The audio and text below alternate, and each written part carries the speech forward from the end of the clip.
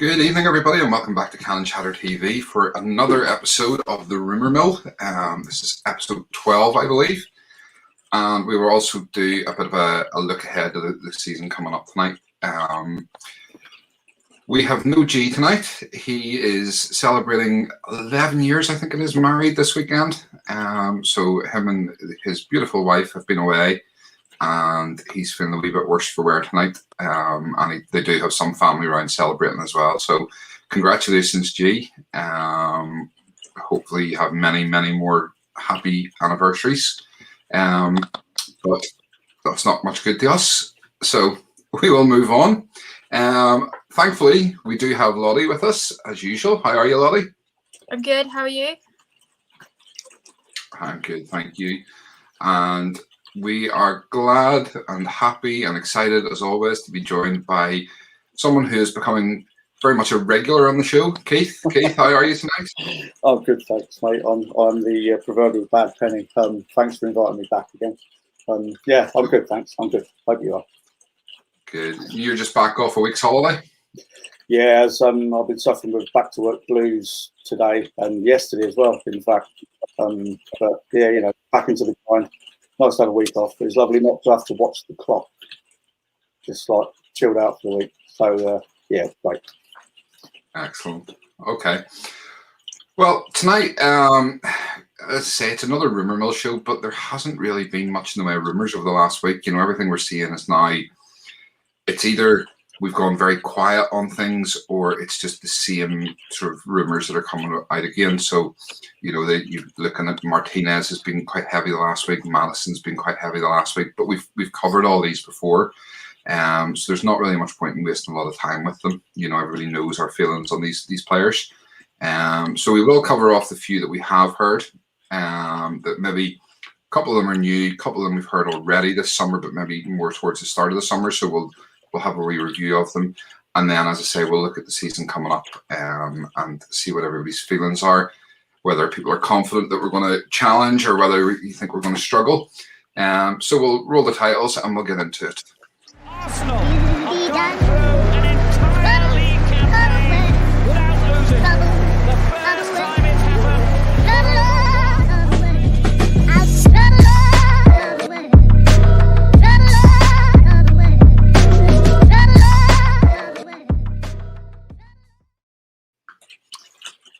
Okay, so we'll very quickly fire through some of these comments that are flying in already. Mark Wilson, good evening, everyone. Hope you're well. Evening, Mark. Evening, Liam. Evening, Scott. Jonesy, good evening. That's a new name, I think. I haven't seen that one before. Welcome to the show. Martin, evening, Martin. Martin does all our graphics. And Gary, evening, Gary. How are you? All right, so listen, we'll get straight into it. And obviously the big news this weekend was that Arsenal have agreed a deal in principle to sell someone, and I've just realised I haven't set this up. Bear with me. Organised as ever, to sell this man, Joe Willock, back to Newcastle, where he spent the second half of last season.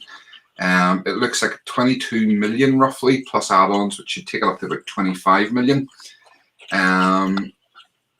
Keith, I'll come to you first. Okay. What's your thoughts? Are you disappointed that he's gone, or are you glad to see that this has sort of come to an end and that we're going to get some money in? I think initially at the start of the window, I was thinking, yeah, we probably should cash in on him. And I think when he was fresh in everyone's minds, when he got, I think it was 8 goals in 11 starts or something, I think we probably would have got a bit more for him. But then when you look at the list of players that, you know, we all know the players that we want moved on, he probably wouldn't have been the top of the list of the players that I wanted to go. But having said that, I think I mentioned before, it's like it feels like sometimes a player will go to a certain club and it just clicks for him. And it seems to have clicked for him at Newcastle. And, you know, if it's 22 million or, you know, 25 with all the add-ons, it's kind of good business. But then you think he's 21 years old and he could potentially be a future England international. and maybe 22 million's a little bit low. I think other clubs probably would have got a lot more for that sort of player, but we're not exactly renowned for getting the best value when it comes to selling players. I think it's the right move for him. It's the right move. It's definitely the right move for Newcastle. It's probably the right move for us because I don't know if he'd have got that many looks in. But then he's quite dynamic in the way that he plays, and he could have brought something to the side. But he's been rumbling around for quite a while, so I think it's probably as good a business as Mr. Edu could possibly have done. I don't even know if bloke's still on holiday, to be honest. I've seen all the pictures. I'm hoping that he's out wining and dining people that he needs to be speaking to. But anyway, I digress. That's a whole different story. Yeah, good bit of business, I think. I think it's as good as it could have been. Okay. Lottie, what's your thoughts? You know what? I think I've said it before, like, just sell him and be done with it. And now I think about it, it's a bit of... He's not one of the players that should be at the top of the list to sell. But I think while he was on form, I think it was a good idea. I think me and you, Steve, when we had the conversation a while ago, he just scored for Newcastle. I can't remember who they're playing. And then he was defending down the other end and he completely switched off. And I think you said, well, didn't know what he was doing. I mean, I think I watched a clip of it and I'm completely just think, what are you doing? He's 21, but he's got a lot to learn still. I think selling him now while he's on a purple patch, I think that's a good idea at the moment. Yeah. It's funny, I was having a conversation with Martin Gunforce Edits. It was last night we were talking about this, and we were both sort of saying that, well, like, it's not that he's a bad player. He's a good player and he's got a lot of talent, but he suits Steve Bruce's style of play, whereas he doesn't suit Arteta's style of play. He, as a number 10, I don't think he's creative enough. But then as a box-to-box, as you just said, there was that game where he had just literally scored, and then defending, he just completely switched off, and the other team scored straight away.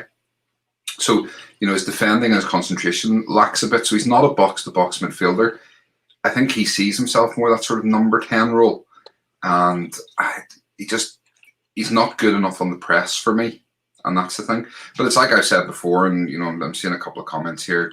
Jonesy there, I'm disappointed that Willock is leaving, especially for 25 mil. Why do we sell players so cheap? It's a good question.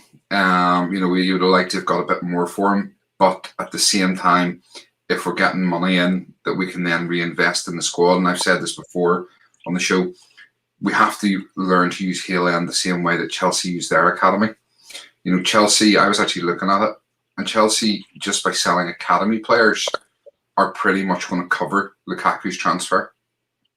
Just by selling off academy players that you don't even realise that they're selling off for like 4 or 5 million a turn.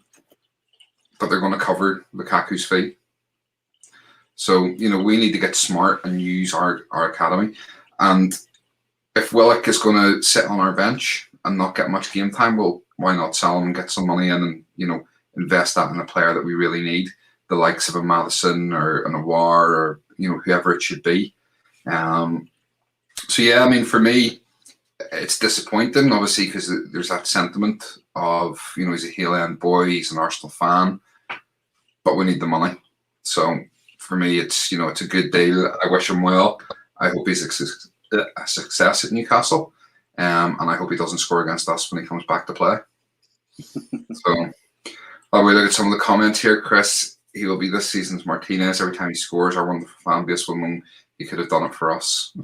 Fair point. Mark, Willock never hit the ground running. Playing for Arsenal, he fitted in the Newcastle system. I think the money is good because he stays and doesn't play. All the value will go, absolutely. Jonesy, has he been given a real chance under Arteta? Well, he did get a few games. And... it's the same with, when Arteta came in, Reece Nelson started playing all of a sudden, and he was playing week in, week out, and he did nothing. So, Warren, it's unfortunate that he's only one we can sell. The deadwood we need to get rid of, won't get others, or won't get offers in this climate. It's important to say we're not the only club in this situation. Well, that's very true. Other clubs are struggling to sell some of their deadwood. Martin, it's good getting 25 million for him when you look what we've done with the likes of Eddie and Nelson, where we'll probably get next to nothing with both their contracts running down. True. Andy, that we just need money in. The others aren't getting a move, so it probably makes sense for Joe to go. Yeah, I mean, it does. I mean, when he's one of the only assets we have that people want to actually spend money on. If we're going to invest in better, then need to be getting players in before Friday. Can't be doing the last day of transfer window to get players in. No. Will it be in front? The money is definitely more important, and in some sense, we're fortunate we can rely on selling some of these fringe players for good money to help further the purchases. Yeah. We need Madison and Martinez / Abraham, and we can't buy them without selling some of our fringe mediocre youngsters. We can sell them, Ainsley, Maitland-Niles and Eddie, to bring in 2 to 3 ready-made proven quality players. Yeah. Evening, Georgina. Are you back from Scotland or are you still on holiday? Last season we would have been happy with 10 million for Willock, or 10 million for Willock. Yeah. He went on loan, double his value. Absolutely. And I've said that before. You know, people talking about Guendouzi and how Arteta ruined Guendouzi, and he went away on loan. You know, he lowered his value and all this. But you know, Willock's a prime example of someone that went on loan and doubled his value. So Reece and Eddie should be sold. Keep Willock. Okay. Chris, he used to come on as a sub for us, and most of the time they're lost or wouldn't get up to speed of the game. Most of the time the game passed them by. Yeah, for me, he struggled a bit in the Premier League, but he was always good in Europe. That was the thing with him, you know, against some of them lesser teams in European competition. Gee, still on holiday, but couldn't miss my fave show. Oh, thank you. That's dedication. It is indeed, Liam. Great fans, great supporters of this channel. Warren, goalkeeper, right back, creative midfielder, centre forward we need, but it's not going to happen unless we sell. True. But I think it's not all just about the money, it's about freeing up space in the squad. You know, that's the thing. It's too big at the moment. Yeah, our squad is massive at the minute, especially when you consider there's no European football. You know, so that's sort of 6 to 10 games minimum less this season. Mm-hmm. So one of the players that we have at the club that we are struggling to get rid of is the number 2, and I'm not saying his name. You two can say it if you want, but we all know who I'm talking about. Needs to copy your ears.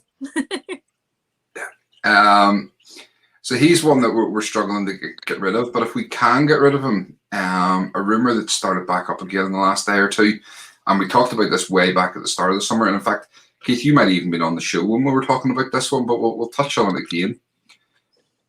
Kieran Trippier, the former Spurs player who is now playing straight over in Atletico Madrid.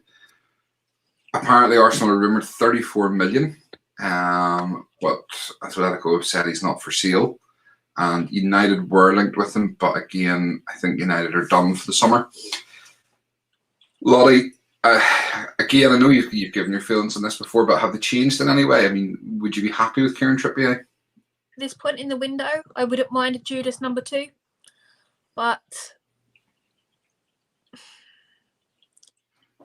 it's a case of, do we really want him? Will he perform for us? Can we trust him? For me, I don't like having players from bigger teams. I just don't. I mean, it took me up until 6 weeks before Luis left to trust him. So I don't know. But he does want to come back to England. His family is still here. He hasn't moved his family. His family, I think they're still up north somewhere. So all is possible, I guess, at this point. Keith? I think, as like you said, he's not really made many secrets of the fact that he does want to come back to England. And from everything I've read, it seems like Man United was his chosen destination. And the problem, I mean, he's a good player. You know, he's an England international. He's decent. The problems are, again, can we trust him? And seriously, we don't want to be paying 34 million for a guy who's going to be 31, I think, next month. So, do you remember years gone by when we lost Perez because we were only going to offer him a 1-year contract because he was over 30, and now we're, you know, talking about offering 34 million for somebody who is 30 now. I think, like you said again, at this stage in the window, unless Arsenal are doing the most Arsenal thing and doing everything behind closed doors, and they're going to bang out a real shocker, towards the end of the season, say, yeah, we've got Max Aarons for 30 million. If it's down to those two for that amount of money, there's Max Aarons all day long. I don't think either of them fit the mould of what Arteta sees in a fullback. He wants a 6-footer. They're both about 5'8", I think. But for me, Kieran Trippier, if we, no one else is coming in, I'd rather see it as a season-long loan than be paying stupid money for someone who's the wrong side of 30. And he's ex-Spurs. I just can't get past that. It's fair enough if we got a player from Spurs like we did with Sol Campbell, just to really piss him off. But I'd rather look at other players, I think, unless we're desperate. Sorry, Kieran. All right. So, yeah, a couple of people in there, obviously, Max Aarons, and you've mentioned there, Keith, and everybody who watches the show knows, for me, Max Aarons is the one. He's a London boy as well, Max Aarons. Keith, can you really see Norwich selling their 2 best players in one window? That's why I've put, I'll come back to that, but probably not, but you never know. Yeah. Fingers crossed. They could have Bellerin, straight swap. Yeah, they can have him. They can have him. Anything good. There was one there I just want to go back to. Mark, was it Maitland-Niles should have been sold last season to Wolves for 20 million, but Arteta said he wanted to keep him, but then didn't play him. I'm not going to sit here and defend Arteta because he's not the easiest person to defend, and I'm still very much on the fence with him at the minute myself. But I would say, and somebody else had said it there about, where was it, Matt, I would rather play Chambers or Ainsley Maitland-Niles at right back. We've had this discussion before. If Maitland-Niles would accept that his qualities lie as a right back rather than a midfielder, he would be the first choice right back at Arsenal, and we wouldn't need to be even looking at that position. It's the fact that Ainsley Maitland-Niles believes he is a central midfielder that is detriment to himself.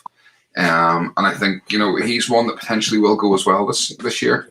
Burnley, apparently heavily linked, but I think it's just agreeing personal terms with him. So, but if he could accept that he'd be a right back, Keith, would you be happy with Maitland-Niles as our permanent right back?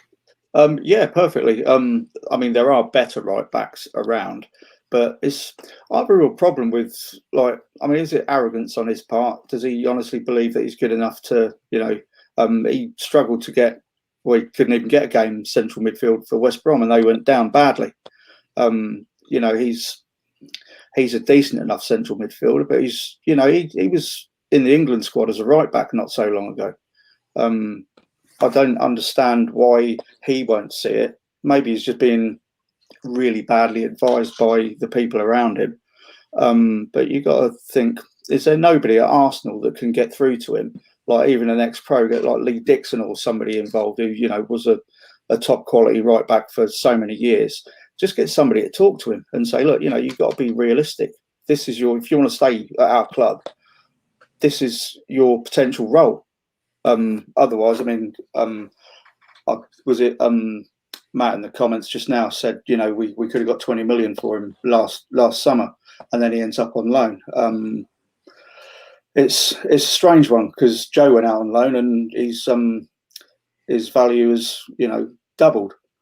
So mistakes were made there, but yeah, if he wants to stick around and play right back, he's good enough for now. I still think there are better options, and we still need to be looking at players who are slightly better than him as a right back. He's still a bit suspect defensively, but if he's the main option and someone can speak some sense to him and get him to understand, then yeah, stay around. Yeah, just to say that, Mark, thanks for that comment on Maitland-Niles. I'm not having to go at you. It annoys me when I see fans going on about how Arteta isn't giving Maitland-Niles a chance. And he doesn't actually want to take the chance at the position he's being asked to play. So I say I'm not defending Arteta, but Maitland-Niles at the same time has to accept that maybe, his position is somewhere else. Jonesy, this is Arsenal FC, and we're talking about playing a midfielder as a right back. No, sell him and get an established right back in that position. Yeah, I agree. For me, it has to be Max Aarons. That is the option. But what I'm saying is that, if we're looking at this rebuild, and we need to look at the positions we need. Right back is a position we need, but potentially he would do a job for a year if it meant we were spending that money on the likes of an attacking midfielder, a centre forward, even a central midfielder. Those are more priority if you can get the likes of Maitland-Niles to play at right back. Jonesy at the Maitland-Niles has done well as right back for us. He just needs to see it himself. Yeah. As I say, for long-term solution, no, he's not what I would want, but he could do the job, if that makes sense. And as you've said, Keith, there are better options out there as well. But, if it meant we could free up that funds for something else, I'd be happy enough. Ainsley Maitland-Niles just isn't a midfielder. All right, we'll move on. And another rumour that came out today, and this one, that's kind of all I have to say on it. So the rumour is that if we can't get Maddison, we're going to turn our attention to Jesse Lingard. And I deliberately picked this picture because, to be honest, that was the same expression I had when I read the rumour. That's the face I had when you said this today. Sorry. Keith, By a massive eye roll. Keith, are you a fan of Jesse Lingard? No, I'm not. Would you be I'm happy really to see him in an Arsenal shirt? No, I would not. I did a little bit of looking at his stats for last season, and West Ham, his numbers were really good. He got I think he played 16 times, 9 goals, 5 assists. So that's all right. And he said himself, it's like he'd hit the refresh button. So is he the sort of player? I know he was at United for donkey's years, but they want 30 million for him. Thing that I was most interested in, and this excites me quite a lot, is that Leicester are interested in him as a potential replacement for Maddison. So he could still play a role there. But I don't want to see Jesse Lingard playing for Arsenal. It's as simple as that. I don't like him. Yeah, it's funny. When I first seen the rumour, it was that he was linked to Leicester as a replacement for Maddison. And then more and more I was reading and seeing more and more rumours. And the next thing he's linked to us again. And I'm like, no. Lottie. And he's got COVID. He's got COVID, hasn't he? He just tested positive for it. So, yeah, so in my club then. No, thank you. Next. We've had COVID. We don't want it again. Oh, James, mind your language.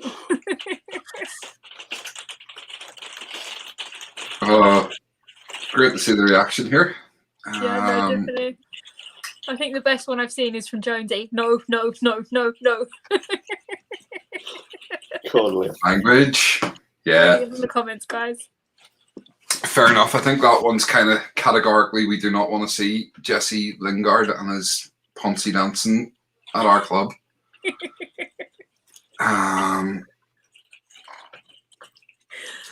All is forgiven. Don't worry. We'll be linked with Martial next. No, do you know? I actually seen Martial. Who's he linked to today? Enter. Gary, next, please. I would rather Shelby than. Jonesy on a roll. Brilliant. Brilliant. All right. So, one of the areas we have really struggled over the last year and a half, and there didn't really seem to be much improvement in terms of pre-season, was in our striking options and getting the ball into the back of the net. So someone we have been linked with, and you'll have to forgive me for the pronunciation on this, is Dusan Vagilovich, who's a Serbian, 21-year-old Serbian international, playing for Fiorentina over in Italy in Serie A. He scored 21 goals and got 2 assists last season in 37 games. And the year before that, he got 6 goals and 1 assist in 30 games. So, he basically has had one good season. And we're being linked with him for somewhere in around sort of anywhere between 35 to 50 million. Spurs are also credited with having an interest in him, as they are with Martinez and basically any player we've been linked with this summer. They just want to be us. So, I mean, I'm going to be totally honest. He's not a player I know an awful lot about. I haven't seen him play much, and it would just be me making it up if I went, oh yeah, I really want him at the club. I will say I would be dubious off the back of him having one good season. If he was coming in having had 3 or 4 good seasons, I'd be, yeah, let's get him. But it's one good season. Can he maintain that? It's a big if. Lottie, any thoughts on Vagilovich? First off, I don't know who he is, but from my research and what I've done, looking at his stats and things, I mean, Atletico are interested, Spurs are interested, as you just said. He's had no injuries over the last season, which is quite interesting for the 21-year-old. He's never played internationally for Serbia. But he has been the top goal scorer in the Coppa Italia in the 18-19 season. And they won it that season as well. But that's all I know, I'm afraid. Fair enough. That's all I know. Keith?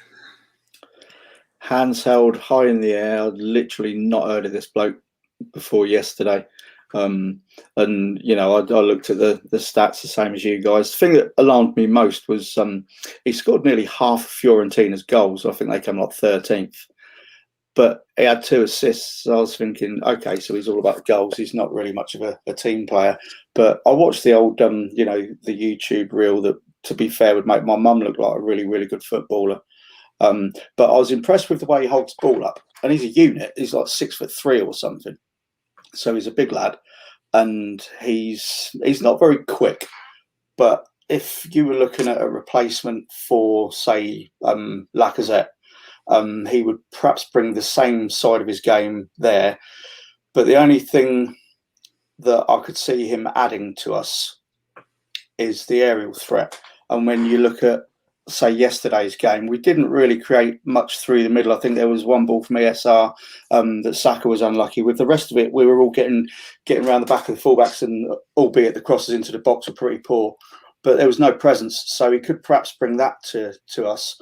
But same as you, Stephen, I ain't paying. I think another one was like 60 million for a guy that's had one good season. And he's not especially quick. And I'm a big fan of fast players up front, someone that can put the defence on the back foot. So, I don't know, 20 million perhaps, yeah, but we're never getting him for that. So I'd say jury's out, but it would bring something different. But if we're paying 50 million, we probably need to be focusing on other areas, I think. James saying very similar to Giroud by all accounts. Chris, I would spend that on Tammy from Chelsea. Sorry, Lottie, because my other choice went to Villa, or half what they want for this guy. Yeah, I mean, what do you think of Danny Ings going to Villa?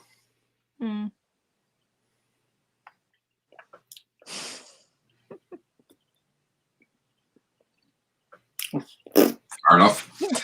A couple of people there making the point that we need someone who's good in the air, and that is a struggle with Lacazette and with Aubameyang. We've been Neither of them missing are it great. since Giroud went. We've been missing it badly. Yeah, I mean, you've got the likes of Tammy Abraham, who he's not bad in the air. For me, I mean, I've said it before. If you're wanting someone who's good in the air, you go for Calvert-Lewin. There's very few that are better headers of the ball in Europe than Calvert-Lewin.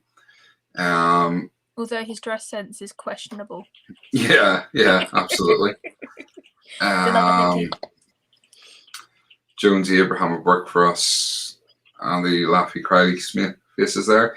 Mark, would you take a punt on Edward from Celtic for 15 to 20 million? Yeah, I would. Yeah, I like Edward. I've said before. It depends on the sort of striker that we're after. But I think we're going to come on to this now in a wee minute. It is very, very clear that something's not working. In terms of yes, we've talked, and it's well known we need someone who can create chances. And that's why we need this sort of attacking midfielder. But we need forwards who can put the ball in the back of the net on a regular basis. You know, you look at Lacazette and Aubameyang, between them are on nearly 600 grand a week. You know, between them, 550 grand, whatever it is a week. And managed 30 goals between them last season. It's not good enough. You know, Harry Kane, much as I'm not a fan of Harry Kane, he managed nearly that on his own. And he's probably on less than 100 grand currently. That'll be different when he moves to City. But, you know, why are we not spending our money on a big name centre forward who will bang in goals? That's where the likes of the Martinez link and stuff, I really like that, because I thought he's someone that could come in and get a lot of goals. But, you know, it is an issue for me. So the only other, we'll come on to that in a wee minute. The only other link, and I haven't got a picture for this one, was one that came out today again, and Lolly reminded me of it earlier on, was Rob Holding. Apparently Newcastle are interested in taking Rob Holding, and have actually seen tonight, just before we came on, that there are other teams interested in Rob Holding. I don't know who they are, but apparently there are others.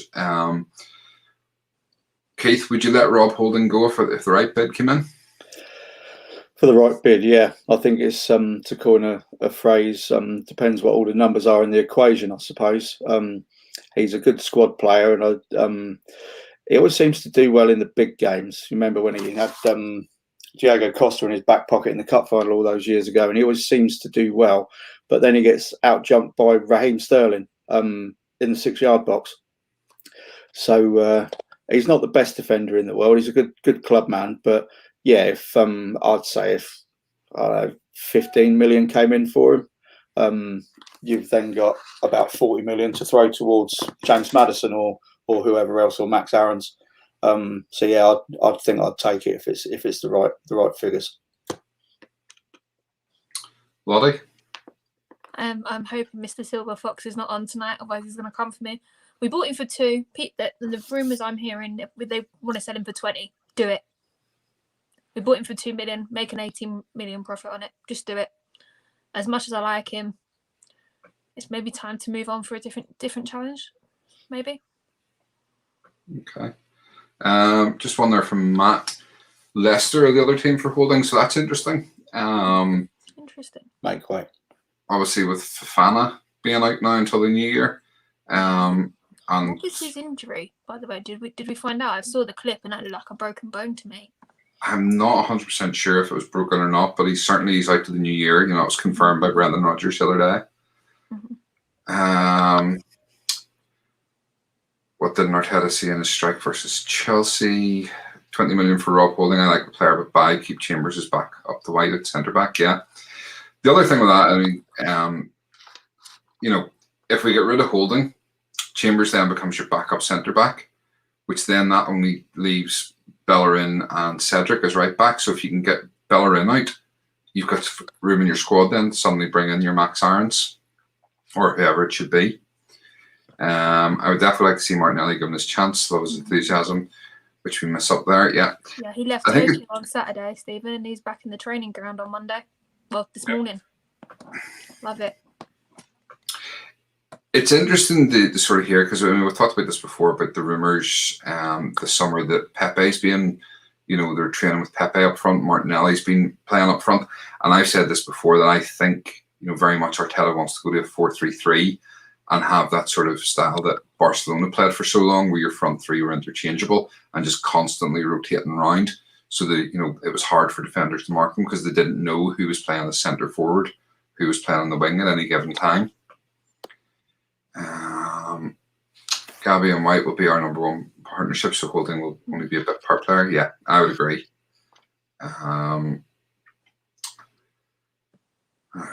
Yeah. Broken fibula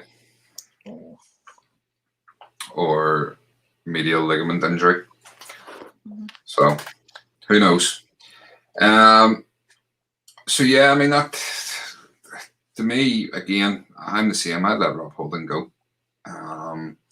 I know Arteta likes him, but I'm not his biggest fan.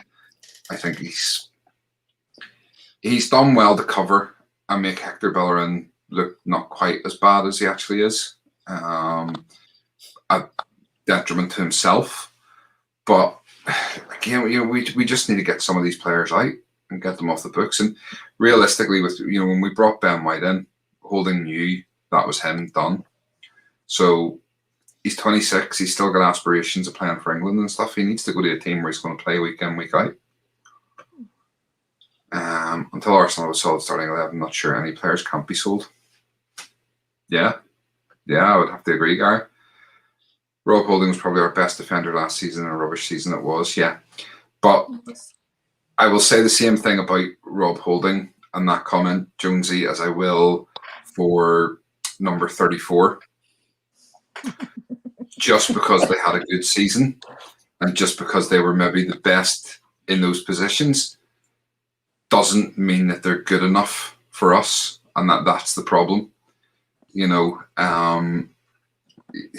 It's more a sad indictment of the quality of our players and the quality or the standard that they played at last season, that we consider these players to have had good seasons because they're not good enough. Best of a bad bunch, absolutely. So that's kind of it, unless there's anybody else you guys have heard of that we've been linked with in the last day or two. But for me, it's all gone very quiet. We like to hope that means that we're working silently in the background. Holding, Gabby and White will play on a back three. Interesting, but then if you're going to play a back three, why not play Tierney and Tavares on your left wing back, because he's he looks really good. In my opinion, that would be a great idea. I've said it before. It'd be a brilliant idea to have back three and then have Tavares on that wing. He's lightning. Yeah. Don't know, I say it depends on what Arteta wants to do. And as I've said before, my biggest issue with Arteta is I know what he wants to do. He wants to move us to that 4-3-3, but we don't have the players to do it. And he's too stubborn to play the formation that suits the players we have. And with only having brought in 3 players, and only one of them really a guaranteed first team starter, we're still no further on, in my opinion. Because really Ben White's come in and taken what was David Luiz's place.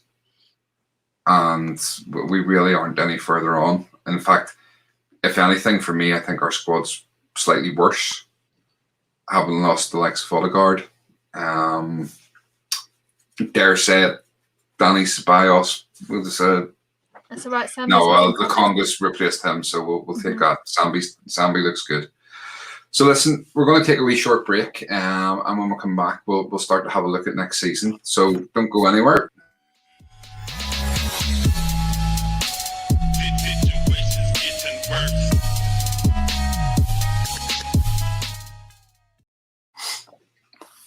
Okay, so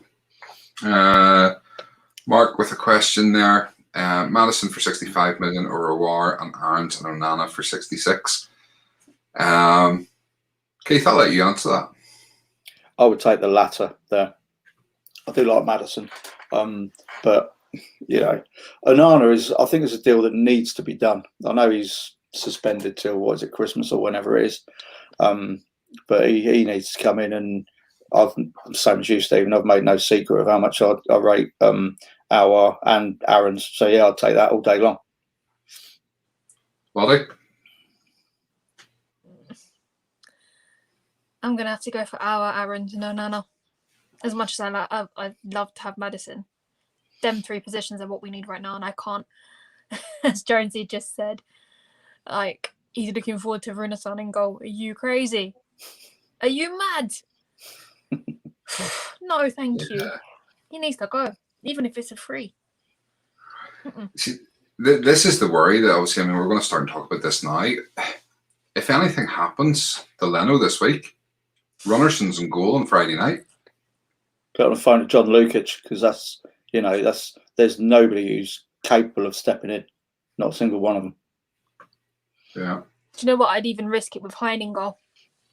Mm. I'd rather have him in goal, if I'm honest with you. Yeah. All right. Well, so, I mean, say we're literally 4 days away from the start of the season. I just sort of said briefly there that, I kind of think we're in almost a worse position. Keith, I mean, at the minute, what's your thoughts going into Friday night? I mean, are you in any way confident that we're going to do anything this season? So normally I'm really optimistic. A few days before the new season, I get really, really excited. But like you alluded to just now, the squad certainly isn't any stronger. I know Ben's a replacement for Louis. He's probably a slight upgrade as well, and he's gonna grow into his role, and he's going to get better. But just looking at, I didn't really see the Chelsea game because I was away, but I mean, looking particularly at the pre-season games, the one against Spurs, I know I kept banging on Twitter saying, "Oh, there's no such thing as a friendly in a North London derby," but it wasn't exactly high tempo. It was, it was a bit of a nothing game. But there wasn't really anything to get excited about. And one of the things that strikes me, we're all aware that we're not creating enough, and we do need somebody with the creative skills in the middle of the park. But when you look at, I mean, I like Lacazette, but his movement isn't brilliant. And the strikers don't seem to be doing enough to pull the defence around. Like I said, Arteta likes the front three that can all interchange.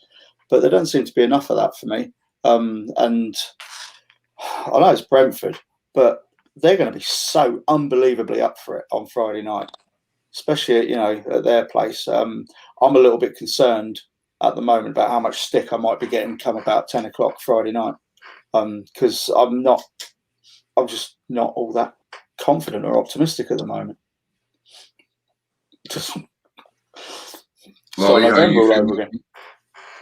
Oh, it's a new season. I'm just excited that the football's back. Didn't manage to get tickets, unfortunately. But I'm just glad we're back.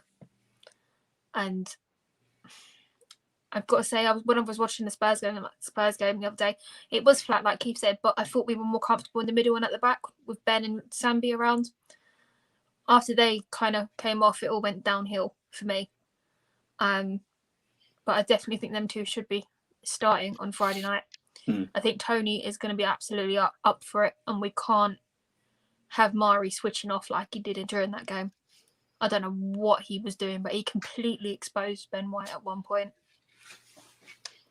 But I just hope they come on and they're concentrating. I still don't understand the relationship Lacazette and Aubameyang have got, yet they're total strangers on that pitch.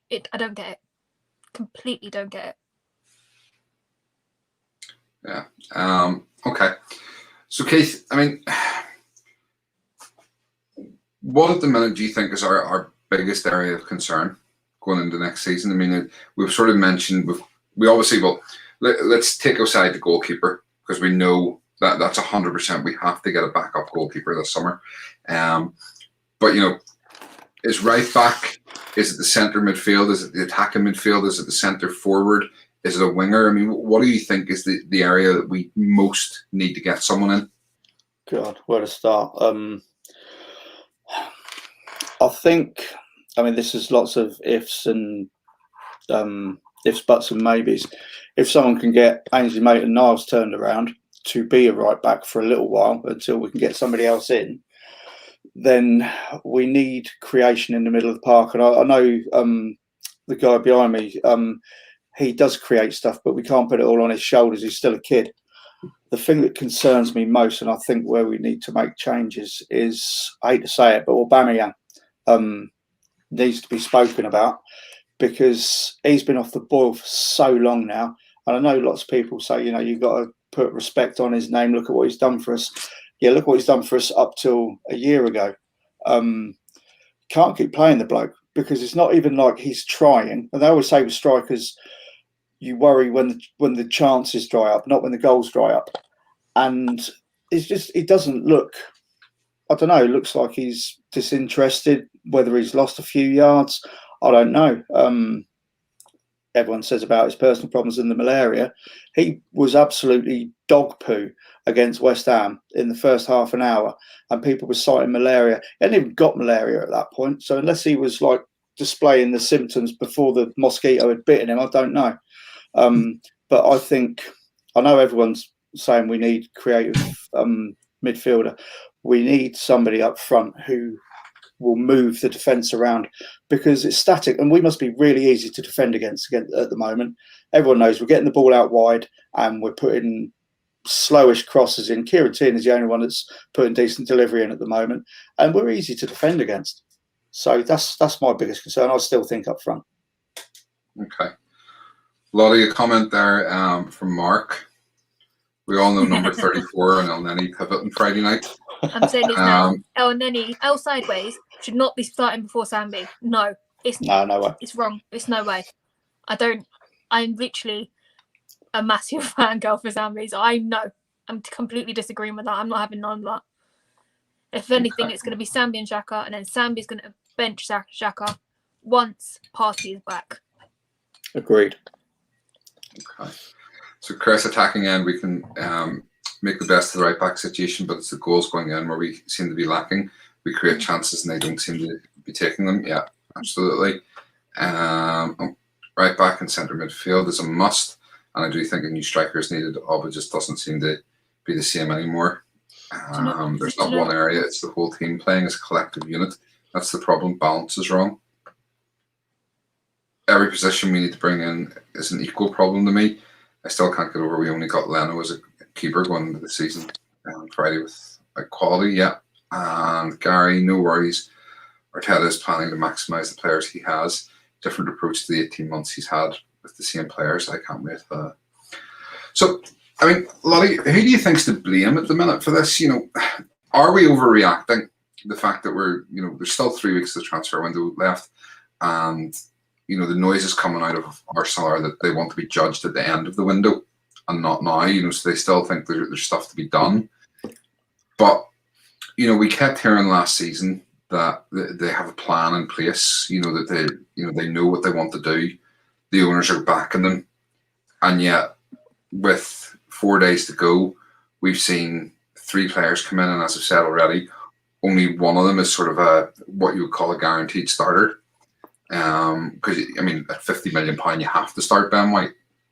And judging by his performances in the game and a half game basically he's played, because he didn't play the full game in either, he has to start. So, are we overreacting, or is there a bigger issue? Is Edu the problem? Is Arteta the problem? Or the Cronkies the problem? What do you think's going on here? We all know the Cronkies are the problem, but it's going to take a global movement to get rid of them. Doesn't matter what we do here in London, across the UK, doesn't make a difference. All they'll do is bring out more kits, and people around the world will go and buy them, because that's what we do. We put out 15 kits a season. Fans will go and buy them. End of story. Thing is, again, Edu on these holidays, I hope he's, like Keith said earlier, I hope he's actually seeing people making deals rather than just mooching about on a beach somewhere. Again, Arteta needs to, with him, he needs to stop relying on his old reliables, i.e. giving Xhaka a new deal. How does that make sense? He's had 2 good half of seasons in 5 years. He's not good enough to be there in my eyes. And I know a lot of people will come for me after I've said this, but he needs to go. I've had enough of him. I think I put a tweet out during a Tottenham game when he started to go in rough fouling. Someone said, he plays like an old footballer, Tried to compare him to the likes of Martin Keown when he used to go and play to Man United against Man United. I was like, no, it's completely different, not good enough. No, doesn't deserve a pay rise either. I think it's a case of the whole club being a bit sentimental as well. We need to start looking at it as, okay, you're not good enough, you need to move on. It's not just the fans, I think it's the management as well. As I do. Okay. Keith, what's your thoughts? Just looking at the comments there, actually, it's a good point Jonesy made. They do need some credit for the contract extensions. But it's difficult because we're all a little bit edgy, we're all a little bit nervous, and we've been here before. And from my point of view, I can see it could go one of two ways. We've been there before where they pulled an absolute blinder out of the hat. But also last summer when Josh Kroenke saying be excited, I'm still waiting, to be honest, to be excited. I will reserve judgment until the transfer window's closed, because lots can still happen now. I mean, the whole Xhaka thing. I know Arteta's come out and singing his praises. There's also the option that they could have tied him to a new contract, because if Rumour are seriously interested, they might come back and they'll have to come back with more money. I don't know. I'd love to see him go, but it probably won't happen. But the problems lie upstairs. Like Lottie said, Kroenkes are still a massive problem. If Edu is sat on someone's boat getting drunk every night and partying, I hope he's partying with the people he needs to be doing deals with, instead of just having a 5-week holiday. I'm just nervous. I'm nervous and I'm a little bit frustrated. And I knew it was going to be, with the Euros, it was always going to be a little bit different this summer. Things were going to happen a lot later. But I want more bodies in Arsenal kits, to be honest, because what we've got so far is not enough, and we will struggle if it stays like this, I think. Yeah, absolutely. I mean, as you said, the thing with number 34 getting his contract extension, for me, my first thought is great. He's got an extension to protect his value. Now that we've protected his value, let's get on with selling him and get him out of the club. And I know there's people who will defend him to the hilt, and there's people out there that like him. But for me, he's actually becoming an embarrassment to the club. And it was last week when he scored, he ran off clutching the badge like this, holding on to it really tight. And it's like, yeah, are you trying to rip the badge off so you can throw that in the ground along with the captain's armband? So I just want him out of the club. I really do. Aside from that, he's not good enough.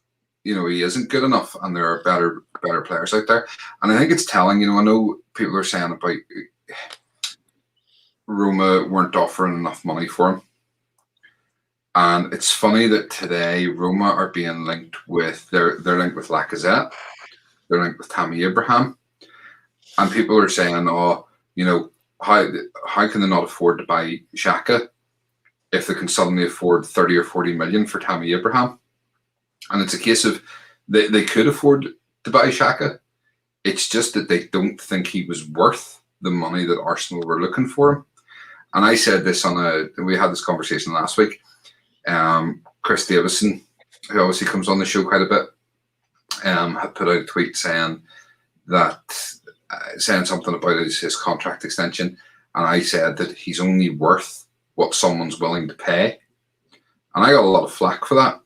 But the reality is, Roma didn't think he was worth more than 12 million euro, and that's why they didn't come back in with anything higher after it was rejected. It was nothing to do with they don't have the money. It's just nobody thinks he's a good enough player to warrant spending any more than that on him. So, and that's the problem we have as well with the likes of Bellerin and stuff like that. And I know I'm saying their names, but, and I said I wouldn't, but just for this purpose I will. They aren't good enough. They're on high wages, and no one's prepared to pay it. And that is what's hampering us in terms of getting these players out. But we need, we need a right back. We need a central midfielder. We need an attacking midfielder. And we do. I mean, other people have said it there as well. Laka and Aubameyang, personally, I'd sell them both. I really would. Aubameyang seems to be more interested in arsing about with his brother, who, quite frankly, just the more I've seen of his brother, the bigger a bell end he seems to be. That's the reality of it. There was a thing last season where he was on a an Instagram story or whatever it was, firing a gun off into the air and things like that. And, now it's they're out driving around the town and, and it's not that I'm saying he shouldn't be, with his family and stuff. That would be silly of me to say that. But he just seems to be more interested in his social media presence than he does in putting in a performance on the pitch. And you alluded to it, Keith, he doesn't seem interested. He just doesn't seem to care. And it's quite telling that he played all 6 preseason friendlies and didn't score a single goal. Lacazette scored 2. One of them was a penalty. Nketiah was probably our best forward player, and he got 2. And Balogun got 1. And I think that was from a total of 12 goals. Our 4 sort of forward players got 5 between them. And that has to be a major concern. So whilst, we could spend 60 million on Maddison, I actually think at this point it's probably better off spending more money on a centre forward than it would be a creative midfielder. That's my personal take on it. We'll read a couple of comments and we'll start talking about other things. Sorry, where are we? Been trying to get rid of number 34 all summer. Nobody would pay the money, which says a lot. Yep. What shall we do? Yes, let's give him an extension of the pay rise. Jonesy, I agree with Keith. Wait and see. The market is really going to start moving now, but regardless, we need to start strong. Otherwise, it will get toxic very quickly. Absolutely. Problem is he had fairly good Euros and his value still didn't go up. Do you know what? That's a myth. It really is a myth that he had a good Euros. He had 1 good game against Italy. The other games he wasn't particularly good in. And if you actually went back and watched them, you would see he wasn't that good. And they 100%, Stephen, thank you. Mark, Arsenal have accepted mediocrity. The fans haven't. Crunk you out, or we're never going to get to the glory days back in the future. Yeah. To be fair, though, if my wife and newborn daughter was getting the abuse there was online from the fans of the club I play for, then I'm sure we would do the same. Xhaka no denying has made mistakes, but who in that team hasn't? Do you know what? And I've said this before, I do not condone for 1 second the behaviour of some of the fan base, and that has to be made clear. It wasn't all the fan base, it was some of the fan base. It was disgusting, the comments that were being made to him. Absolutely disgusting. And this goes back to that whole thing of the whole social media campaign of online abuse and stuff like that. And it all falls into that. That stuff should not be allowed and people should be held accountable for it. And the social media companies need to do more around that. But at the same time, he is the captain, or was the captain of the club at the time. His reaction was being looked at by everybody. And all he had to do, I have no issue with what he said. Never had an issue with him telling the fans where to go. It was what he did with the armband and the shirt that was the problem for me. Absolutely. Because it wasn't the club and it wasn't all the fans. It was a minority. Agree, Laka and Oba sell both by 1 top-class striker and have Martinelli and Balogun as backup. Yeah. Just my opinion, not starting an argument. No, absolutely. Absolutely. His Instagram account and his 300k is what he's worried about. Obviously, that's Aubameyang, yeah. If Father Wenger was already, Oba will be at the door for sure. Wenger wouldn't put up with all the Oba social media stuff. Do you know what? I think towards the end, Wenger's just, he let them away with far too much. Ozil got preferential treatment and, got a nosebleed if he went anywhere out of London. And yes, but when the fan base has a popular YouTube channel and is on his back every week, others are going to follow their lead. Listen, we're not on anybody's back every week, and we're the most popular YouTube channel. All right, so we obviously know what we need, and I don't think any of us are, feeling overly confident for next season. But when we look at the teams around us, who've strengthened, United have spent, City have spent, Chelsea are spending, Leicester have spent, Spurs have spent, and and then you go below, Villa have spent. Don't get me started on the so-called fan base. Fair enough. Keith, for you, of the teams that have made signings, what signings have particularly stood out to you? Well, obviously the Jack Grealish one, but I think we all knew that was going to happen. The Lukaku one for me is quite a big deal. I watched a bit of him playing in Italy, and obviously he went from Chelsea, then Everton, then Man U, then Inter, I think, and he's basically coming back to Chelsea. I think you're going to see an entirely different Romelu Lukaku to the one that we saw last time around in the Premier League.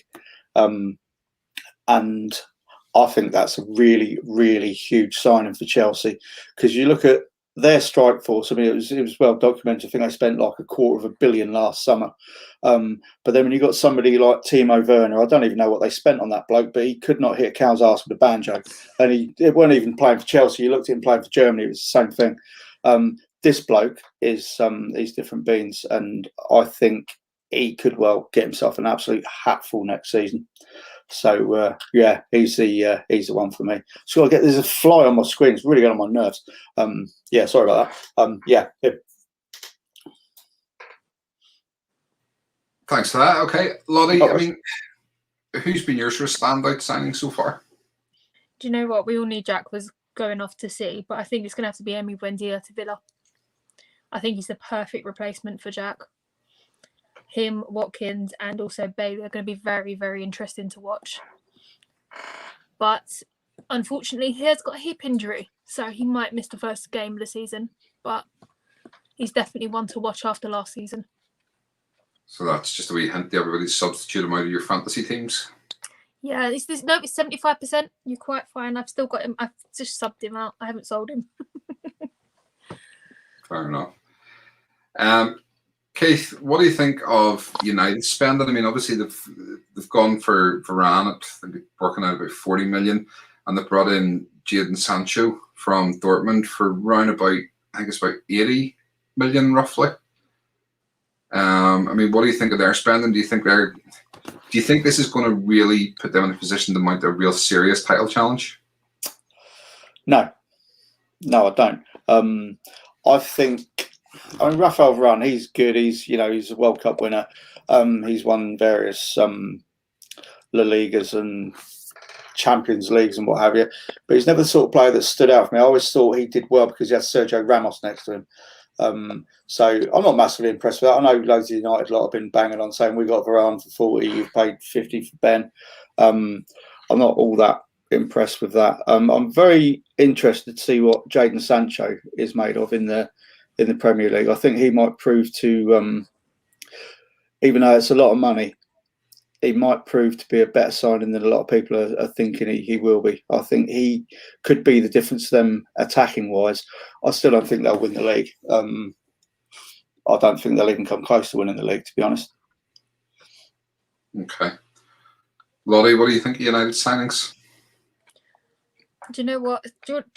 Sancho's an interesting one, but he did very well in the Bundesliga. But we've got to remember we have the hardest league in the world. It takes a transition period before someone settles in and shows us what he's got. So it's going to take time for him to settle in, I think, for Sancho. But I'm not too impressed with Varane. I mean, as Keith said, he had Sergio Ramos stands beside him. He did most of the work. So we'll see how he settles in as well. Yeah, I mean, I said it the other night on our fantasy football show that I kind of think Varane could be a bit of a flop. He does do well next to Ramos, but without Ramos there, when he's playing next to Harry Maguire week in, week out, it's not quite the same level. So it'll be interesting to see how he does. If Arteta and Eddie don't do anything right up until the window goes, then Eddie must go. Then I'll give Arteta till November. Fair enough. For me, yeah, I mean, if they don't do anything, Eddie needs to go, as do the Cronkies. Scott, morning, Scott. It is obviously very early over in Australia. Tricky to feel overly confident when our rivals have become significantly stronger. For an Arsenal fan to be confident, you need to have incredible confidence in Arteta. Werner reminds me of a kid whose dad is the manager and gets to play every week, but is useless. Mark, I think Cavani will score a hatful as I've put him in my fantasy team. He better do. And United have a great squad, but a manager that doesn't have a clue how to play them. Yeah, I mean, United have got good forward options. Obviously, they've got Cavani, they've got Sancho, Rashford, Greenwood, Martial to an extent. So I think, United, I agree with you. I don't think United are ready. They're not going to make a push to the title. But I think that's more because if you look at City and Chelsea, I think they're just too strong, those two teams. Totally agree. I agree. Varane is amazing. Wait. United have a great squad, but a manager that doesn't have a clue how to play them. Yeah, okay. So, I mean, looking at City, Keith, I know obviously you're a big fan of Grealish, and he's made this £100 million move there. And potentially it looks like they may get Kane as well. I mean, can anybody stop City this season? If they get Kane, no, I don't see it. I think the only, getting Jack Grealish I think that was always going to happen ever since. And I really like when the chairman came out and he communicated nice and clearly about the entire situation, what had happened a year ago, where they are now. And that's a great bit of business for all three parties. And I think you're going to see the best of Jack Grealish now. A lot's made of how he draws a tackle, and he's especially good at that. And he does it without looking like a diver. The other guy in the picture there, we all know what he's made of. But Jack Grealish doesn't seem to come across that way. Obviously, he's got a great look. The hairband is like the future, as far as I'm concerned. Everyone should do that. I see James Maddison's doing that as well. But if they get Kane, I don't see anyone stopping. Imagine Harry Kane playing in that team, the chances they create. And no, I don't see anyone coming close to him, to be honest. Okay. Just for anybody watching live, if you haven't already, make sure and drop a like on the video. We'd really appreciate it. Lottie, we're just talking there about can anybody stop City if they get Kane to go with Grealish? Nope. It's going to be between. It depends. If that does happen, it's going to be between them and Chelsea for the title. That's it. End of story for me. And the rest of us will be back now for third and fourth. So Chris saying United will finish third, but again, 10 to 15 points off the top two. Mark, Chelsea are going to push City this season. City needs a striker still. Yeah, I mean that's it. But if they get Kane, I think they'll be clear. Scott, wonder if it could be a case of too many Chiefs at City. Midfield overload, but nobody up top to finish the chances.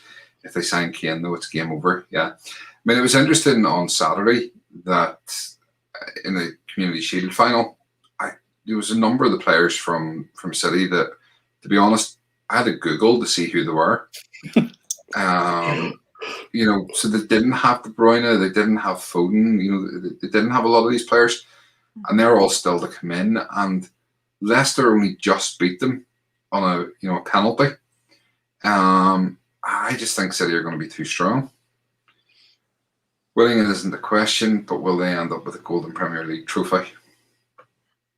Nah. We've got the only one of those, limited edition. Oh, Martin saying Di Marzio has just said Roma have agreed a fee of €40 million for Tammy Abraham. Guess they had money after all. Yeah, thank you, it's Martin. like I said. Thank you, It's Martin. not that they didn't have money. It's just number 34 wasn't worth any more than what they were offering. City, Chelsea, United, Liverpool, top four. Okay. Villa, City, Grealish acted in the right way. Yeah, I mean, it was all done very dignified. You have to say it was. I actually think Chelsea will take the title this year. Lukaku will take them to the next level under a brilliant manager in Tuchel. Okay. First City, second Chelsea, third United, 8th, 9th Arsenal. All right, hold back on your predictions for a couple of minutes, guys, because we are going to come on to that in a few minutes. There's just a couple more we sort of want to talk about. So obviously, a lot of you touched on Villa with Buendia and Leon Bailey and Danny Ings coming in. And I mean, obviously, that's basically the 100 million from Grealish spent. Do you think Villa are going to be more competitive this season, or do you think losing Grealish will hurt them? Do you know what? I know we were moaning about the Villa fans having a gut coming to us saying, "Oh, come on, let's have some competition." But the way you put it the other night, it's nice for them to be looking up the table like we should. And like Man United fans are still looking down the table at us. They're worried what we're doing. So that's all you need to know about them fans. But I do think they're going to be challenging, definitely for mid-table. I mean, it's a case of their signings settling down. I mean, Ollie Watkins finding his form as well for the season. I can't see them getting higher than 7th, to be fair. Okay. The other than Liverpool, Keith, they've shored up their defence a wee bit, which was their problem with bringing in Konate from RB Leipzig, and obviously Van Dijk is on his way back in. Do you think Liverpool are going to be more of a problem this season again, or do you think they're going to continue to sort of be that little bit off the pace like they were last year? I think they'll be much more of a threat this year. And I've said quite a lot to pretty much anyone that would listen to me last season. What done for them was Van Dijk getting his injury, and it looked like the entire defence, the defensive midfield, the goalkeeper, they lost almost their mojo. When they lost him, all the belief went. And the fact that obviously we all know about the strength and the influence of the Kop, and Liverpool were pretty poor at Anfield last season. So they're going to have those two factors coming back in. I think they'll push really, really strongly. I don't think they'll have enough to wrestle the title back, but they will be a much different proposition, I think. Okay. So then, Lottie, there's two teams left I want to sort of speak about. And I'm going to give you the pleasure of speaking about them lot up the road. Oh, what? The two Bob Mob? All right, then. And obviously, they have strengthened within the last couple of weeks. They've added a goalkeeper. They've added this guy who is, his name has gone from my head, Christian Romero, who is the Argentinian fullback, and he's cost them guts of 50 million. And they've also added Brian Gill, who is the Spanish winger, young Spanish winger, who, from all accounts, is a very good player. We were actually linked with him last summer. I mean, do you think with Nuno in charge, they're going to mount any sort of charge up the table? And I know you want to say no because of the whole... Yeah, no, I'm trying to keep it balanced, but it's just not going to happen. It'd be a very Spursy thing to do, to charge at the table and then still finish outside the top 6. It'd just be that. It's just comes naturally to them. The only real signing that I actually know of is their keeper. Their keeper is very good. But the other two, I don't actually know who they are. But they've definitely got a quality signing in their keeper. Do you think the keeper's good enough to take Hugo Lloris out? Potentially, but they could be preparing him for when Lloris retires. How old is he now? What, in his 30s now? I think? 34, I think. Yeah, so he's on his way out soon. They're just preparing to have someone take his place, I reckon. But he's only a loan. In fact, actually, I'm near sure Romero's only a loan with it's either an obligation or an option to buy at 50 million, so they haven't spent the money. I'm just thinking. Even if it's a loan, they might decide to sign him afterwards. Yeah. But I completely agree with Scott on the Dele Alli comment there. I think Nuno is going to bring him back into the fold, although he needs to sort his awful haircut out. Barnett is just not nice. Spuds by a striker, i.e. Martinez, there will be a challenge. Yeah, I mean, I've said this before. My concern... so with Harry Kane, they won't get another top striker, because another top striker isn't going to want to come in and play second fiddle to Harry Kane. And Harry Kane invariably gets injured for a block of like 10 games a season. And that's generally where Spurs will fall off. So I'm quite happy for Harry Kane to stay there and then continue to win nothing. For Harry Kane's sake, he needs to go and he will win titles at City. But that money, if Daniel Levy allows them to spend that money, they could buy a couple of very good centre forwards, which all of a sudden makes them a more dangerous proposition. I'm not saying they're going to win anything, but right now, I mean, they've already finished the last 3 or 4 seasons above us, and I wouldn't be confident that we're going to finish above them. 5, is it? I wouldn't be confident we could finish above them if they bring in a couple of good strikers, the likes of Martinez, or who was the other one we're talking about? Yes, Vagilovich as well. I mean, Keith, what's your thoughts on Spuds? I'm a bit like you with number 34. I don't like to mention their names, so I'll just refer to them as them lot. I'm kind of the same as you. I would be happier if Kane stays for exactly the same reasons. Thing is, I do honestly think he's going to go. What is he, 28 now? They're never going to get the money that's being spoken about again for him. And they could rebuild. The only thing that gives me faith is when they got rid of Bale. I don't think anyone they brought in really was a particularly good signing. The bloke that did the Rabona, he was one of those that came in and he's just left, and he was poo as well. He left with more yellow cards than he did goals. Yes, he did, exactly. And someone mentioned the other day that Harry Kane, I think, has played 410 games in the Premier League, no trophies, and Patson Daka has got a trophy in his first game. So I love that as well. But I'm straying off the path again. I want Harry Kane to stay there because I want them to remain awful, and I want to see them implode around Easter time like they normally do, and finish below us for the first time, as Lottie pointed out, in 5 seasons, because I want St Tottenham's Day back again. That simple. And hopefully they'll get relegated. We were that close last season. That I know. close. I've got tons of stick about that. You should have been in the toilet in. Oh, God. That was not a happy place. I posted a picture of my dog with my bruised banana snood as like a body vest. And I've made some comments about St Tottenham's Day. And at one point we were there, and then they banged a few goals in. I've got so much stick off Spurs fans for that. So, Keith, I'm not sure if you've seen that comment from Scott there. Keith would look pretty sharp with the Dele Alli haircut.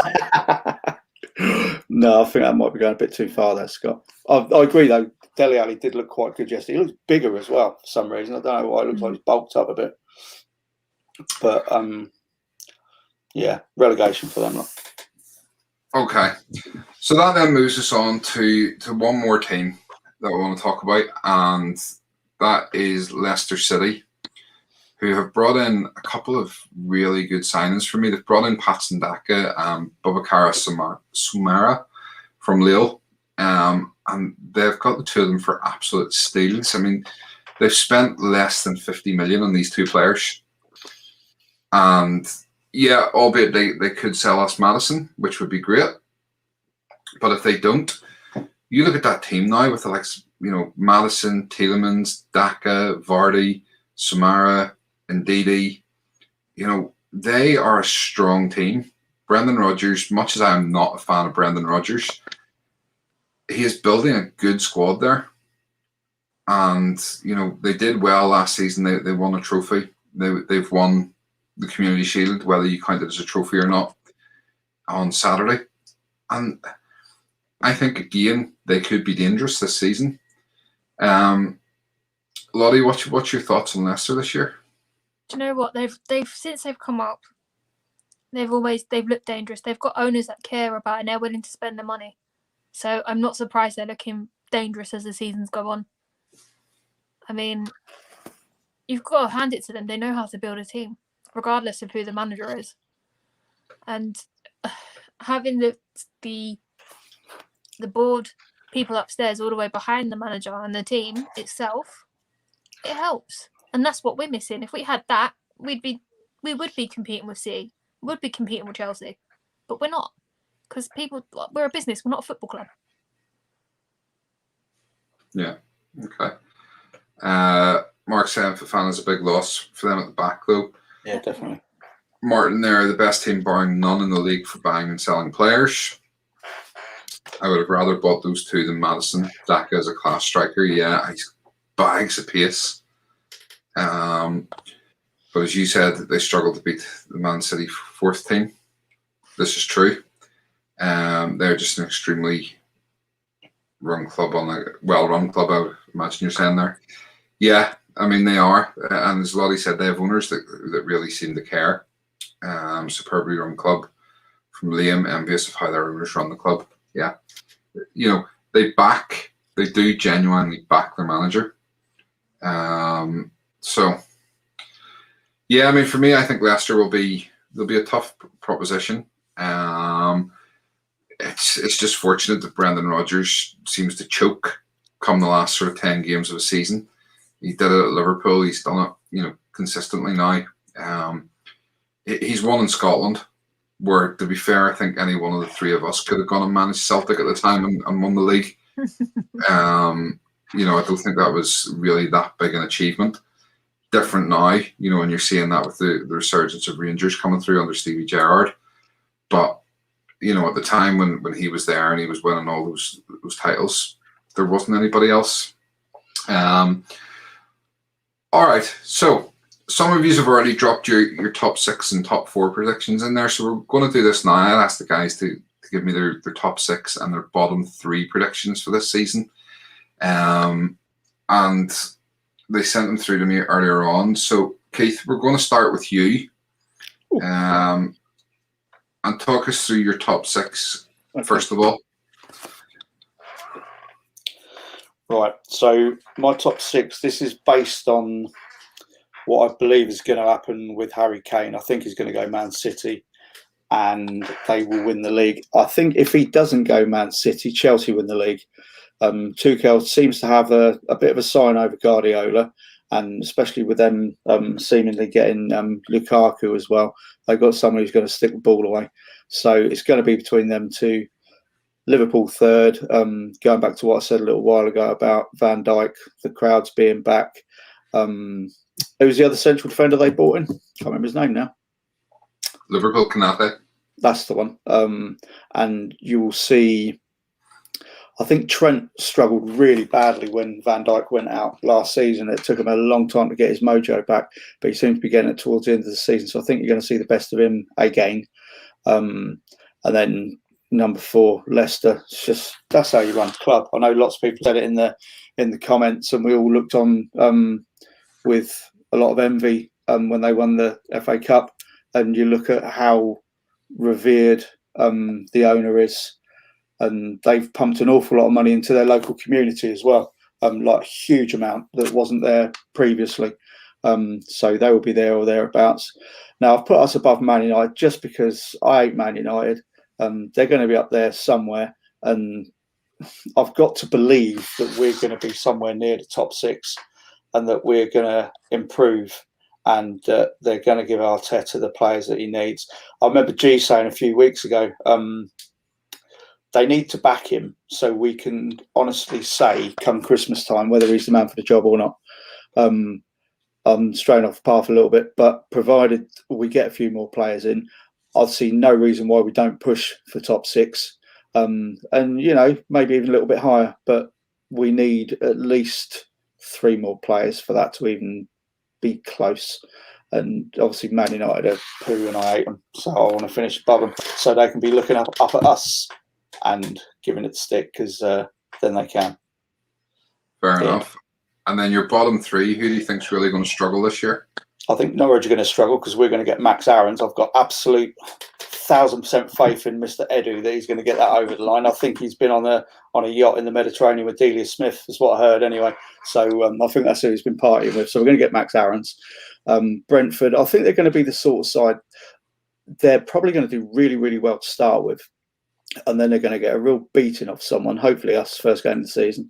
And I think they're going to be the sort, everyone's going to love them, everyone's going to want them to do well. It's their first time up there. They're a small club in the great scheme of things. and they play really good football. But I just think that they will get found out. And Brighton, I mean, we've had their best player off of them, and I don't really see where they get goals coming from. They haven't really got anyone who's going to give them 15, 20 goals a season. So yeah, they're my three. I was thinking about Wolves as number 18, but I'll go with Brighton. Okay, thank you. For you guys watching live, drop your top 6 and your bottom 3 in the chat now. Chris, top 6: City, Chelsea, United, Liverpool, Leicester, and Villa. Oh, interesting choice. Scott, Chelsea, City, United, Liverpool, Leicester, and Arsenal. For Villa for 6th, can't decide. Andy, enjoying your comment there with Delia. Yeah, that's some interesting ones. Yeah, as I say, guys, make sure and drop them in there. We'll come back to them for a wee sec. Brighton are after Edouard. Yep, they are indeed. They're also after apparently Nketiah. Mark, Chelsea to win the league. Man City, Liverpool, Leicester, Manchester United, Aston Villa. Interesting to see so many people going for Villa, having a big push. All right, Lottie, we'll give you your turn. So your top 6, please. Well, Man City's at the top if they sign Kane. If not, it's going to be the other way around, and that lot from West London are going to take it with Lukaku. Man United, I'm still toying with whether they'll finish fourth, really, but I'll just put them in 3rd. It's just a gut feeling that I've got. Same with Liverpool. Leicester City, they've basically become us. They finish around that position every season at the moment. Well, not every season, the last couple of seasons. And number 6, I'm a bit hopeful. I just couldn't face myself putting the two Bob mob there. Villa can finish behind us. I'm quite happy with that. They can keep looking up. Bottom 3, Norwich, obviously, the same sentiments as Keith. We're going to take Max Aarons, and then that's it. They're done. But I still can't see it happening. But I do think they will be going back down again. Brentford, small club. First time up here. We'll start off really well this season, and then it will go downhill as the season goes on. Number 18, for some reason, I just fancied Burnley. There's no particular reason why, but it's just a gut feeling again. They don't bring anything to the table. I'd like to see them go down, I guess. Okay, it's interesting you should say that. I think Sean Dyche probably deserves an opportunity at a bigger club. Mm-hmm. So there's potential that if someone goes, he could be one of the managers looked at to potentially come in. All right, we have Chris M, bottom 3, Norwich by mid-April, Brentford and Watford. Mm-hmm. Liam's top 6 is City, Chelsea, United, Liverpool, Leicester and Arsenal. Okay. Anybody else, drop your top 6 and your bottom 3 in. Obviously, G, who's not with us tonight, had sent me through his, and I want to do this because what I'm going to do is I'm going to save the 4 of our predictions anyway, and we'll come back to these at the end of the season, and we'll see how close we got to them. So G had gone for City, Chelsea, United, Liverpool, Leicester, and Arsenal, which I think is very. Is that the same as yours, Lolly? Yeah, basically. Yeah, exactly the same as you. We hadn't spoken to each other beforehand either. He hasn't. Just make that clear. He has gone to each other about for this. Brentford, Watford, and Norwich to go down. So, interesting, all 3 of you have gone for Brentford and Norwich, but then 3 different teams: Watford, Burnley, and Brighton as the last ones to go down. So let me just move this on. Let me see, we've got Andy coming in with City, Chelsea, Liverpool, United, Villa, and Leeds. Wow. That's a different shout. Leeds coming up. Absolutely. Interesting. See, Chris, big. Spurs. What's that, sorry? I still think Leeds will finish higher than Spurs. Big team to struggle. I'm going to say Spurs without Kane. Them and Newcastle will spend most of the season in the bottom half. Mark coming in: City, Chelsea, United, Liverpool, Leicester, Arsenal. If we buy 3 to 4 players, if not West Ham. And the other saying, you mean Leeds are a great team? Yeah. All right. So that just leaves my prediction, which is I'm going for City to win, Chelsea second, United third, Liverpool fourth, Leicester fifth. I'm sorry, and I hate myself for even writing this, but Spurs sixth. And honestly, this is based on currently on our current team. I don't see us finishing any higher than 7th or 8th. If we can add a few players, then yeah, potentially we could push 5th or 6th. I certainly don't see us breaking in the top 4 this season. But at the minute, based on what we have, I don't see us breaking into the top 6.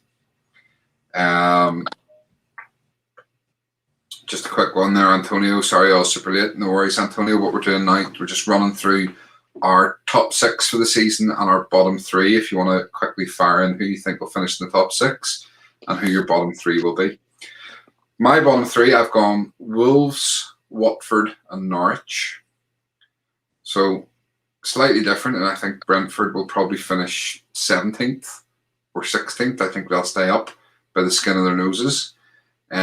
I do think Wolves are going to struggle.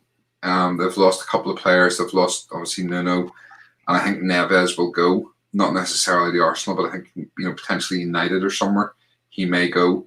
And I think we will see them start to fall really far down. They've lost Rui Patricio. So, yeah, I'm going with Wolves. Watford, I think, are a bit of a boomerang team. They're going to be up and down over the next few seasons. And Norwich, the same. They've lost Buendia. They struggled the last time out. And I think, chances are they could lose Max Aarons. They could lose Todd Cantwell before the start of the season. You just don't know. But I think even with those two, they'll still struggle. So that's my top 6 and my bottom 3. Mark, bottom 3, Norwich, Watford, and Wolves. Same as myself. Scott, Spurs, no, surely not. Listen, and Antonio saying the same thing. It pained me to write that, it really did. But I have to be honest. I want to be optimistic and I want to be, we're going to do well. But realistically, with the squad we have, I don't see it. And I think West Ham are going to drop. I don't think West Ham have strengthened enough. Theirs was kind of that one season wonder, in my opinion. So anybody else, drop your thoughts in there if anybody else wants to share their top 6 predictions. And on that, I mean, that's kind of it for tonight. Sorry. Liam, Norwich, Watford, and Brentford. All 3 promoted clubs going back down. Antonio trying to be consummate optimist, but I think we'll stay midway at the top, 8th to 9th. Yeah. It is hard for me to see us going any higher than that based on what we have. And it pains me. It really does, because I want to sit here and go, no, we're going to push. I can't see it. Mark, I'm with you, Stephen. Unfortunately, Spurs above us again. Yeah. Hate to say it. Great show, guys. Can't wait for the season to kick off. Yeah, do you know what? It's going to be painful maybe at times, but we still look forward to it, and we still love every minute of it. And it's the cross we bear for being Arsenal supporters. Yeah, certainly is. I always say it's the most toxic relationship any Arsenal fan will have, and we'll never leave it. Yep. Absolutely. Chris, Norwich look at getting promoted as a money bonus. They don't even try to stay up and are happy to go back down. Yeah, I mean, I think that is true. Still, win or lose, Arsenal till I die. Absolutely. We all are. Okay, so that's kind of that. As I say, it's been good chat. I've enjoyed that tonight. Lottie, do you want to give everybody? Oh, Sorry. no My worries. one of my light bulbs burned out and it just can't decide whether it's switching on or off. I don't think it's safe to have this main light on. Give me 1 second. Sorry, guys. All right. Keith, where will you be watching the game on Friday night? I'll be watching it here at home. Much as I'd love to be down there, like, you know, having an away day, I'll be watching it here, tucked away in my conservatory, with the door closed, shouting and screaming at the telly, so the kids don't have to hear anything that they should not hear. With your new Smith Rowe shirt on? Yes, absolutely. Liam, it's going to be an interesting season in the Emirates. Absolutely. Mark, if we don't buy 3 to 4 players, we'll finish 8th to 14th, I'm afraid. Is it a spider? Antonio, you're not funny. You are not funny. I am terrified of spiders. You're not funny. Right, Lottie, how is fantasy football looking? It's looking good. We've now got 80 players in total. Just a warning for anybody who does want to join our league. I am closing it midday on Friday, because Stephen is trying to arrange for some prizes to be given out. We're looking forward to finding out what they are, Stephen. If you want to join us, you can go and check it out on fantasy.premierleague.com, or you can download the app on your smartphone or Android. The entry code is on screen. If you want the entry code after this, it will be in the YouTube description afterwards.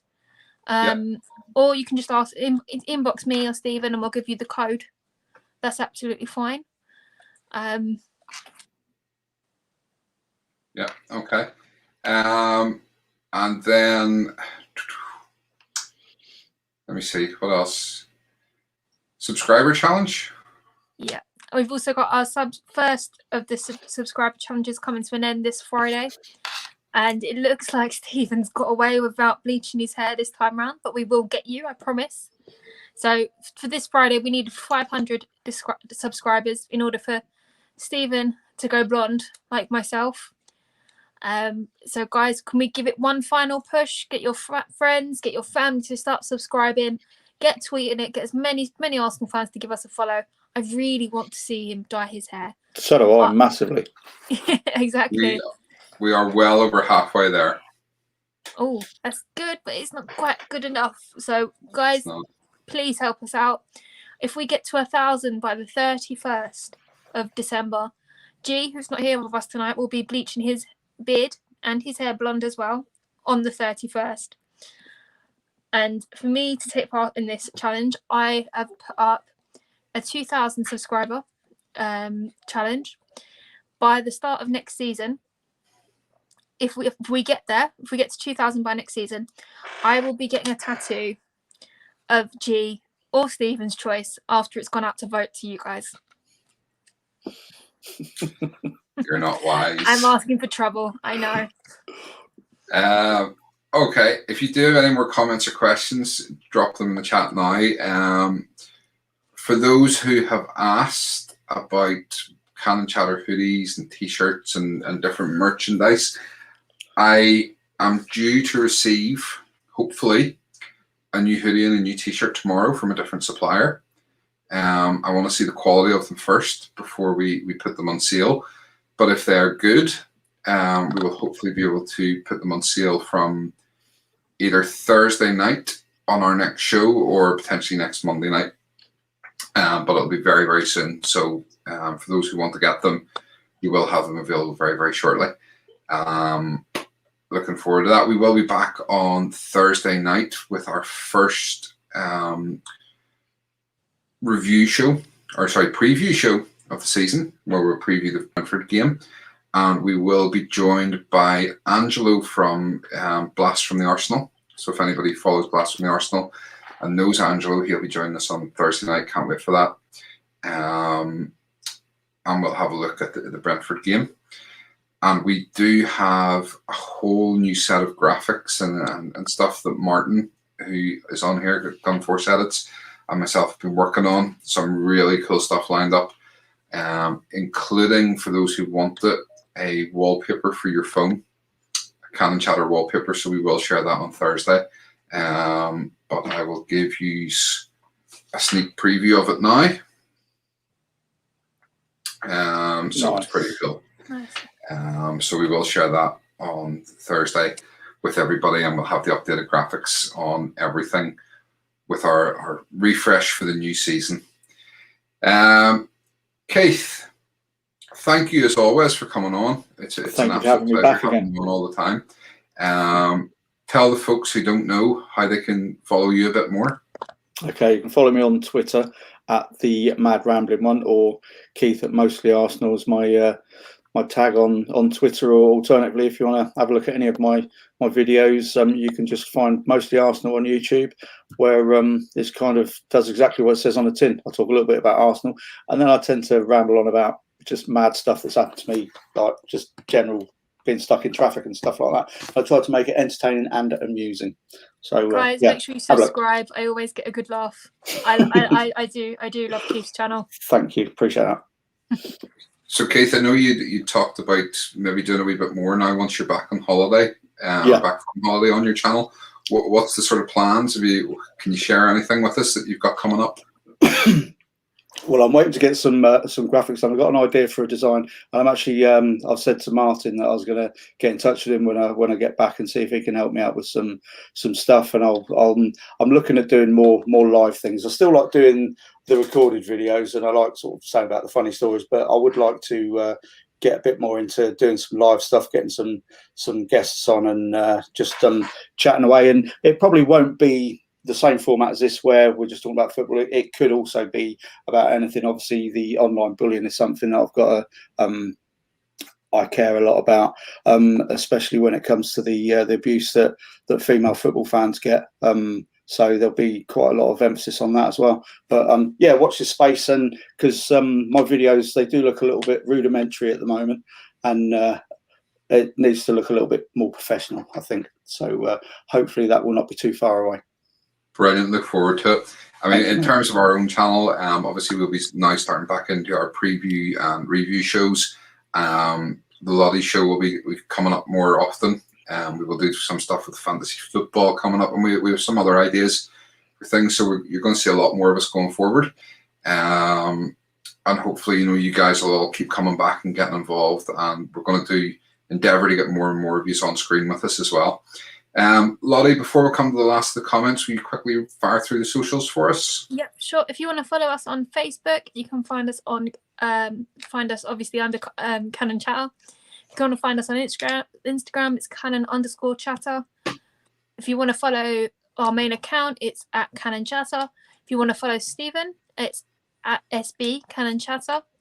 If you want to follow G, who's not here tonight, it's G Talks Arsenal. Or if you want to follow me, it's Lottie_B, 2 T's and 2 I's, because somebody beat me to it, the normal spelling of my name.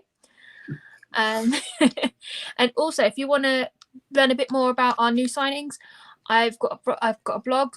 I've literally haven't got around to finishing Ben White yet, but if you want to find out a bit more about Tavares or Sambi, absolutely go and have a look. It's lottieafc.blogspot.co.uk. Just before you move on very quickly, I haven't actually discussed this with Lottie yet, but I kind of in my head have this idea that I want to write something. So if Lottie would be kind enough to let me post it through her blog, well, maybe I might write something this week and share it with you, and we'll share that through Lottie's blog, if that's okay. Yeah, don't even have to ask. Make sure you subscribe, turn on the notifications, and hit that like button. Excellent. Right, last few comments, and then we will get on our way. Mark, my first time in the chat with you all. Great show, and thank you to everyone. We'll be here a lot more in the future. Excellent. Thank you. Make sure to hit the subscribe button. Scott, wouldn't last long in Australia with that fear of spiders. You know what, Scott? I've been to Sydney. I've been to the Blue Mountains, and I did not see a single spider. So don't even try that with me. Been there, done Chris, that war t-shirt, 2016. Chris, I will be watching it inside the stadium, making it look like I'm working and not shouting when we score. Yes, Chris was telling me earlier on he is on duty on Friday night. Lucky so, getting paid to be at the game. There's one away ground I wanted to go to that's this season. It would have been Brentford. I've been to the rest. Not interested. Mark, I'm very confident of winning. Well, do you know what? Join us on Thursday night and we'll have a chat a bit more about that. Tattoo has already been designed. Nope. That's a no. Solid no from me. That's right. That was that one of number 34 and Harry Kane with their arms around each other, wasn't it? Yeah, no. Jonesy, sorry I missed last bit of show. Kids that decided to wake up. Oh, listen. No worries, Jonesy. Feel your pain. Yeah. The guys, I'll tell you, I literally was shoveling food into me at like 5 to 9 while they were having a chat because I was trying to get my kids to sleep. So we understand. Great show, guys. Enjoyed as usual. Thank you, Liam. All right. Well, on that note, as I say, we will be back on Thursday night for the preview show with Angelo from Blast from the Arsenal. Lottie, pleasure as always. Keith, thank you so much. Thank you for having me. No worries. Lottie, any last words? Nope, just good morning, good afternoon, or good evening, wherever you are in the world. And have a good day or a good night. Keith, I will give you the final word. Up the Gunners.